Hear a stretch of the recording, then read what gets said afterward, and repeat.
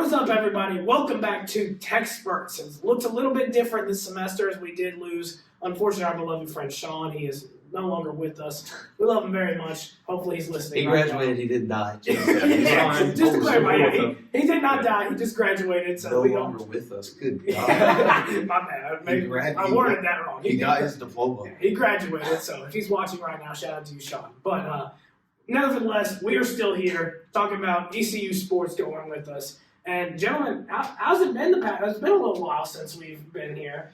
Yeah. A lot to update on. We got some basketball going on.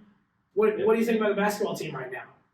Man, when it comes to the men's team, I think the non-conference schedule that they had was a little up and down. I expected a better record coming out of that play. And then it just seems like late game in a lot of these conference games, we just can't seem to make the right plays to pull out some of these wins. Right.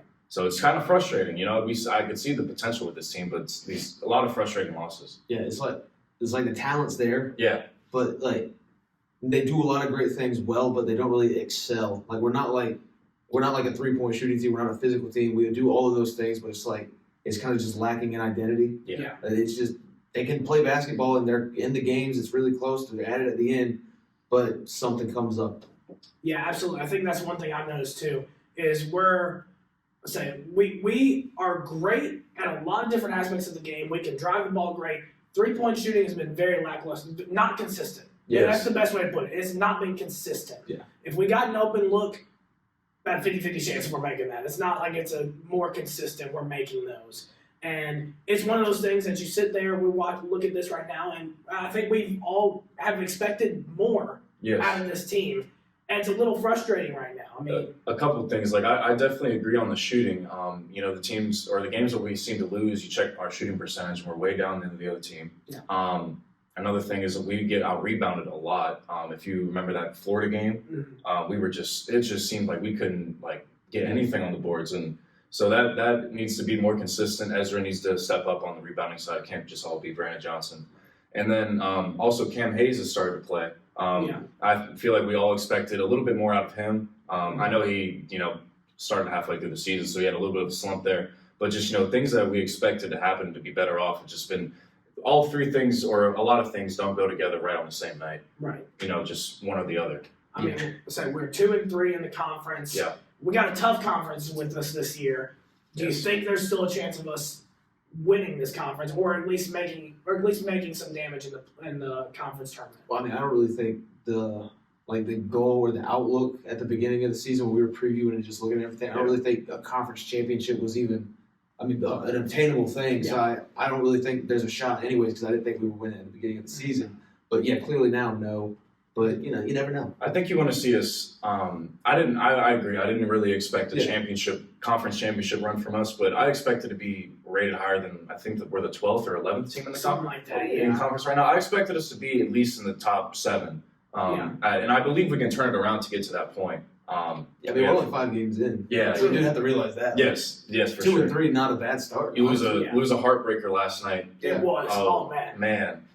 And at least in these games, when Jeff Dooley was here, it was just we might lose this one by 40, or we're going to surprise everybody and win by 1. At least with Mike Schwartz, it's all right, we're in it at the final second against a really good team like North Texas. A lot of these not games, really good, but you know what I mean. Yeah. Really, they're 3-1 in conference play. A lot of these games are coming down to the last couple of plays. Oh, I don't know if y'all saw Mike Schwartz post game. He had a bloody knuckle. Yeah, he's just like me. He's just pissed off. I mean, I can see why. He's pissed off. So the people's coach.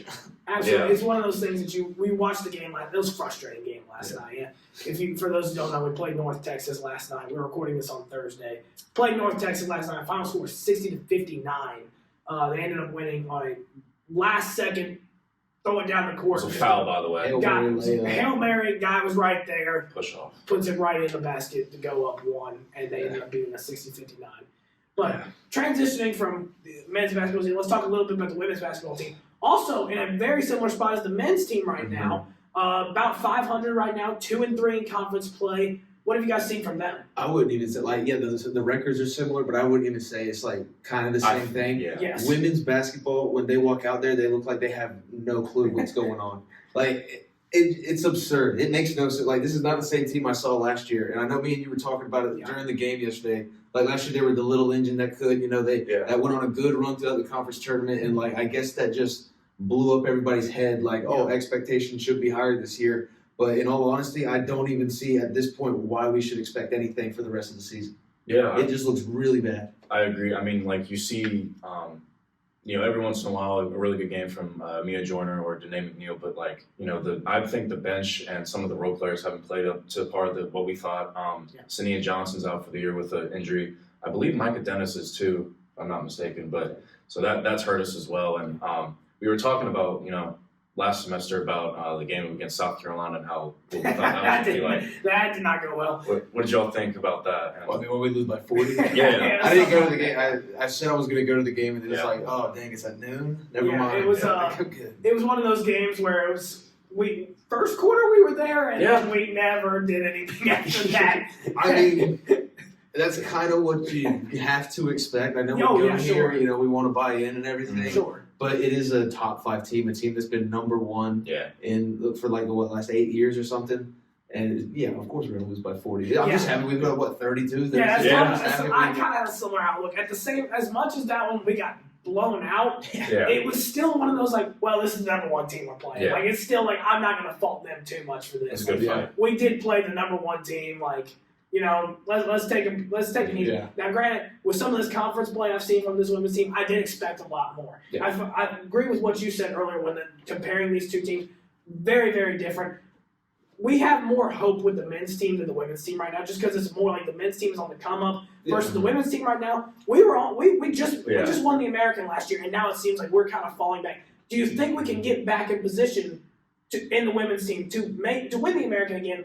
Because obviously there needs to be some big turnarounds if we're going to do that. Do you think we could potentially do that, or do you think it's kind of that's the thing I love about basketball, more specifically college basketball. You can be just dog water right now, and it doesn't really matter. It doesn't matter that because much. I say this all the time. Basketball doesn't start until March because everybody's obviously invested in football right now, pro football, and still with the transfer portal and everything, the national championship just happened. Yep. So like nobody even is paying attention or really cares until March. So just try to pass by, try to get a favorable seed in the conference tournament. But nothing would surprise me with this team because they've just been so up and down. I fully agree. Just try to get, a higher seed, at the end of the season for conference play.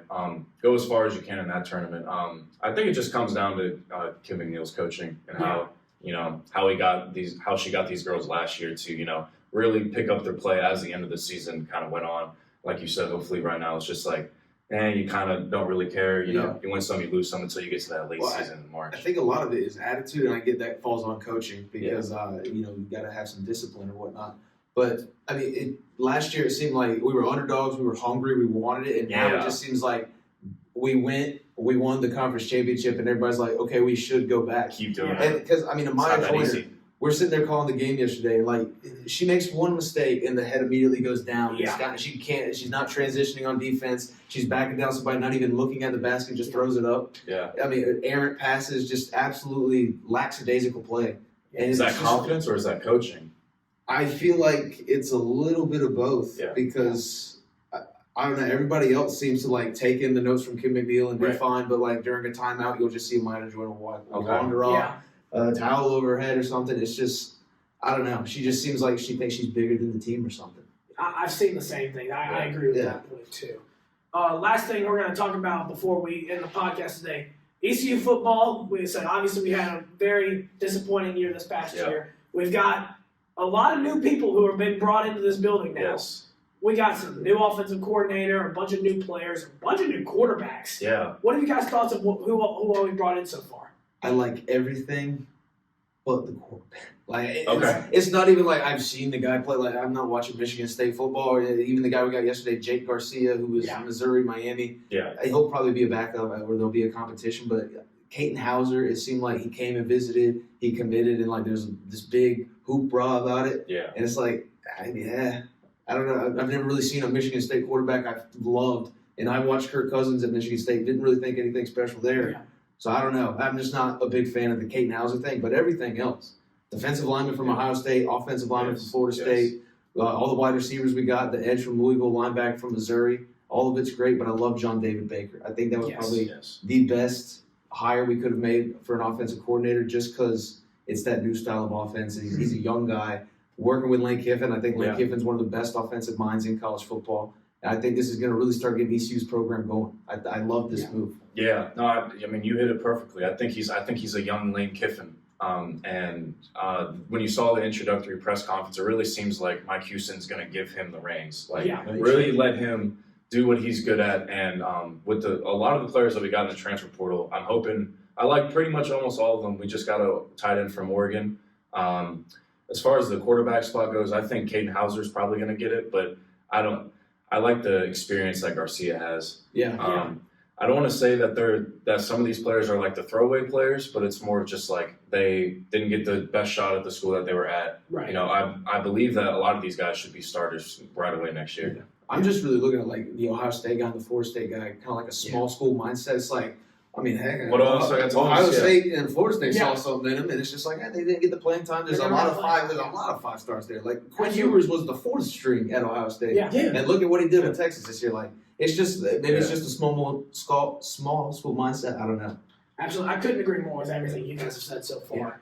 I think it's one of those things. I love what we brought in. I'm really expecting to see a new version of ECU football next year. I think so too. I really do. This is something that Mike Houston has done and has really turned things around here. Now, granted, this is all on paper right now. We have not seen the product on the field, and I'm well aware of this could be very different, and we could be talking a different game in the fall. Yes. However, at this moment, I really like what Mike Houston has brought in. I like everything that's been happening, and he's almost, if assuming this all pans out the way we're expecting it to, saving his job. Yeah, essentially. Well, if he has one more, it's all in. Push all the chips to the table. It seems absolutely. like I love the aggressiveness in the portal. Like most of these guys, I think should really work out. I love all the coaching hires. We got our new safeties coach, Damon Magazu, I believe is how you say it. He used to be a safety for ECU. So I'm excited. I'm really pumped up for this. I am too. Yeah. All right. Thank you guys so much for tuning in to this episode of TECSpertz. We will be back here again next week. Until then, go Pirates. Go Pirates.